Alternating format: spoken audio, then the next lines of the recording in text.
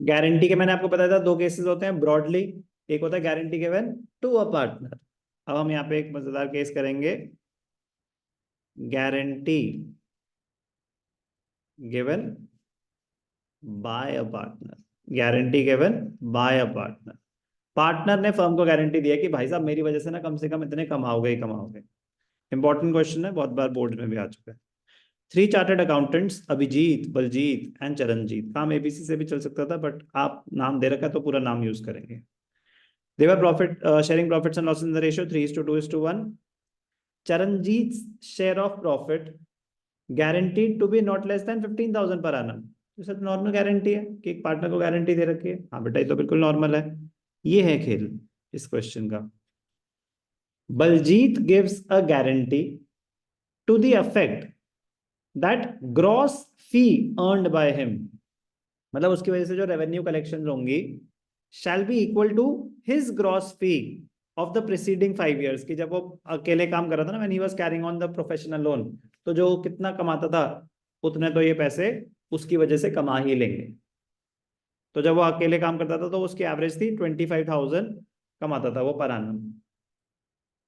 तो उसने कहा कि मेरी वजह से कम 25,000 रुपए तो कमाओगे ही कमाओगे। फर्म के प्रॉफिट थे 75,000, ये फर्म के प्रॉफिट हैं। उसने बोला था मेरी वजह से the gross fee earned by Baljeet was 16,000। उसने क्या बोला था कि उसकी वजह से कितने कमाओगे। हमने कमाए कितने, 9,000। कम कमाए तो बलजीत 9,000 रुपीज लेके आए। बलजीत 9,000 रुपीज लेके आए। समझ गए ना। अब ध्यान से देखना। इस क्वेश्चन को करने के दो मेथड, जो दो दो ऑप्शंस हैं, दोनों इक्वली करेक्ट हैं, दोनों इक्वली करेक्ट हैं बोर्ड्स में। अब ध्यान से देखना। ऑप्शन वन, दोनों तरीके से मैं करके दिखाऊंगा। Option one easier option, equally acceptable. ठीक है ना, ये बिल्कुल एक्सेप्टेबल है बोर्ड्स में। अब ध्यान से देखना। फर्म के प्रॉफिट्स कितने थे,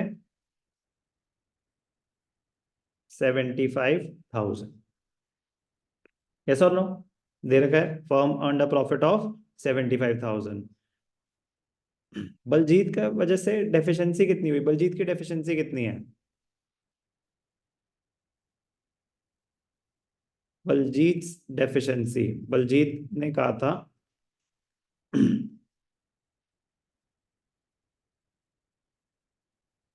मतलब इतनी कहानियां लिखने की जरूरत नहीं है, बड़ा सिंपल सा था। उसने कहा था मेरी वजह से कमाओगे 25,000। कमाए कितने, तो डेफिशिएंसी कितनी है, ले लो उससे, ले लो उससे। उसकी वजह से 9,000 रुपये कमाए ना, तो ले लो उससे। तो फर्म उससे ले रही है पैसे, तो उसको डेबिट करेंगे, फर्म को क्रेडिट कर देंगे। कोई भी doubt. By Baljeet capital account कितने पैसे ले लिए, 9,000। 9,000 उसने दिए तो फर्म का रेवेन्यू इतने से बढ़ गया, इसमें कोई डाउट। अब फर्म के टोटल प्रॉफिट्स हो गए 84,000। ये प्रॉफिट्स किस में डिस्ट्रीब्यूट होंगे, सब में या सिर्फ अभिजीत और चरणजीत में। सब में डिस्ट्रीब्यूट होंगे ना, कि बलजीत की वजह से आपने 9,000 रुपए कम कमाए, 9,000 रुपए वो ले आया, तो फर्म के प्रॉफिट्स 9,000 से बढ़ गए। अब फर्म के प्रॉफिट्स तो सब में डिस्ट्रीब्यूट होंगे, तो उस 9,000 में बलजीत का शेयर भी है। यस और नो, समझ आ रहा है मैं क्या बोल रहा हूँ। तो फर्म के प्रॉफिट्स कितने हो गए, 84। तो यहाँ पे बस क्या कर देंगे, कोई और खर्चा तो है नहीं। To profit transfer to Abhijit, Baljeet and Charanjeet. Charanjeet 84,000 है। Profit sharing ratio 3:2:1। 3:2:1। 3/6, 2/6 एंड 1/6। 84 का हाफ अभिजीत को मिलेंगे 42। 84,000 डिवाइडेड बाय 6 इंटू 2। बलजीत को मिलेंगे 28, चरणजीत को मिलेंगे 14। कोई भी डाउट। बलजीत तो अपनी गारंटी पूरी कर चुका है। और क्या था, चरणजीत को बोला था कि भाई साहब कम से कम 15,000 रुपए तो कमाओगे ही कमाओगे। तो working note number 2। Charanjit deficiency, क्या बोला था उसको कितने कमाएगा, कमाए कितने उसने, किसी ने स्पेसिफिकली बोला था कि गारंटी किसी पार्टनर ने दी थी, तो फर्म ने दी थी, तो ये 1000 कौन देगा, अभिजीत एंड बलजीत, 3:2 के रेशियो में, क्योंकि वन तो वो है ना, तो अभी आपस में 3:2 के रेशियो में, तो मतलब 600 400। कोई भी डाउट? तो Abhijeet transfer to Charanjeet 41,400, Baljeet transfer to Charanjeet 27,600, plus transferred from Abhijeet, transferred from Baljeet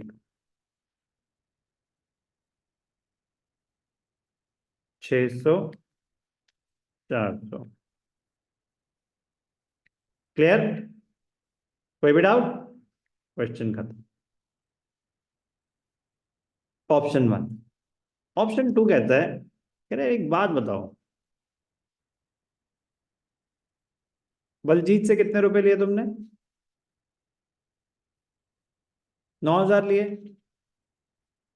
और वो 9,000 का क्या किया, तीनों में डिस्ट्रीब्यूट कर दिया।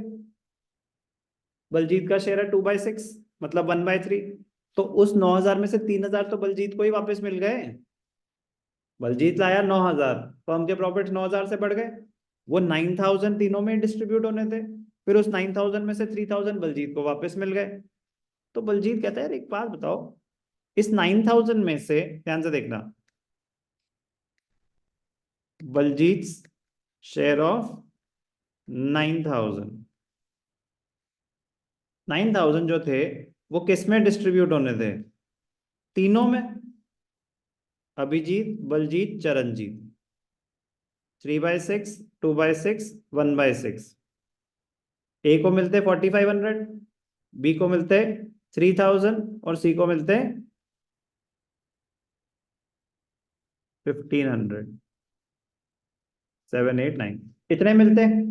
तो बलजीत कहता है कि मैं 9,000 लेके आया और आपने मुझे 3,000 वापस कर दिए। कह रहे दिक्कत तो ए और सी को ही थी, उनको कम मिले ना, मेरी वजह से उनको कम मिले। तो अगर बलजीत ए को 4,500 दे दे अपनी जेब से, पूरे 9,000 ना लाके 4,500 ए को दे दे और 1,500 सी को दे दे, तो उनको कोई फर्क पड़ता है क्या, उनको कोई फर्क पड़ता है क्या, नहीं। तो बलजीत सिर्फ नेट अमाउंट लाएगा, वो कह रहा है मैं 9,000 लाऊं, 3,000 आप मुझे वापस कर दो, डजंट मेक सेंस। मैं डायरेक्टली 6,000 देता हूं ना। प्रेजेंटेशन देखना, प्रेजेंटेशन देखना, लॉजिक समझ आ रहा है मैं क्या बोल रहा हूँ, कि हम जब उसी को ही पैसे वापस करने वाले हैं तो ध्यान से देखेंगे। तो अब क्या हुआ, प्रॉफिट कितना है, 75,000, कह रहा डिस्ट्रीब्यूट कर लो, to profit transfer to Abhijit Baljit Charanjit. 75,000 का मतलब 37,500, 25,000, 12,500। कोई डाउट? तो ये तो पहले बेसिक डिस्ट्रीब्यूशन हो गई। अब बलजीत ने देने हैं ना पैसे, तो पहले बलजीत अपना शेयर देगा, किसको, minus transfer to A minus transfer to C. A को कितना दे देगा, 4,500, सी को कितना दे देगा, 1,500। ए के पास कितने आ गए, ट्रांसफर्ड फ्रॉम बी 4,500, कितने हो गए इसके, पहले कितने मिल रहे थे, 42। तो कोई फर्क पड़ता है, ऐसे आए या वैसे आए, नहीं। Charanjeet plus transferred from B कितने आ गए, 1,500, कितने हो गए, 14,000। तो 5 6 19। चरणजीत को अभी भी 14 मिल रहे हैं, पहले भी 14 मिल रहे थे।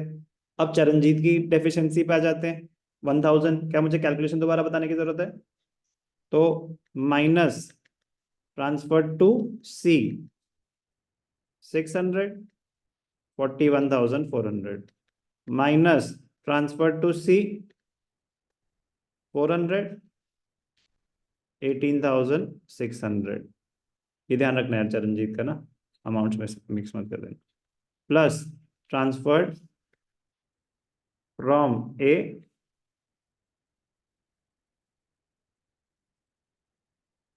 Plus transferred from B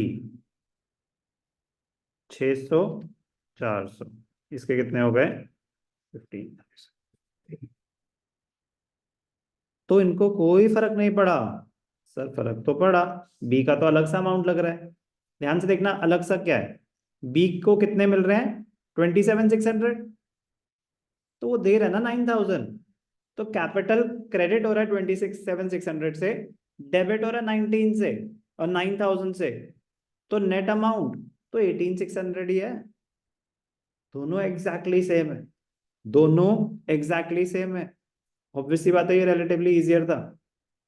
same question TS Grewal में, ये क्वेश्चन इलस्ट्रेशन में वो ऑप्शन 1 से सॉल्व किया हुआ है। सेम क्वेश्चन यहाँ पे है, ये ऑप्शन 2 से सॉल्व किया हुआ है कि अभिजीत को मिला 41,400। ये जो आंसर मैच कर रहा है आपका किससे मैच कर रहा है, ऑप्शन 2 से। बट मैं कह रहा हूँ exactly same question, obviously slightly different amounts illustration में दे रखा है, वहां ऑप्शन 1 यूज किया हुआ है। दोनों बातें इक्वली करेक्ट है।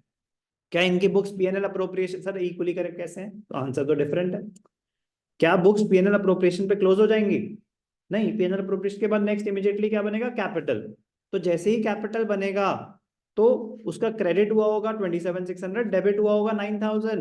इस केस में भी बलजीत को इवेंचुअली इतने ही मिलेंगे, उसका जो क्लोजिंग बैलेंस आएगा प्रॉफिट्स के कंटेक्स्ट में इतना ही होगा। तो इसलिए दोनों बातें इक्वली करेक्ट और equally acceptable, very very important.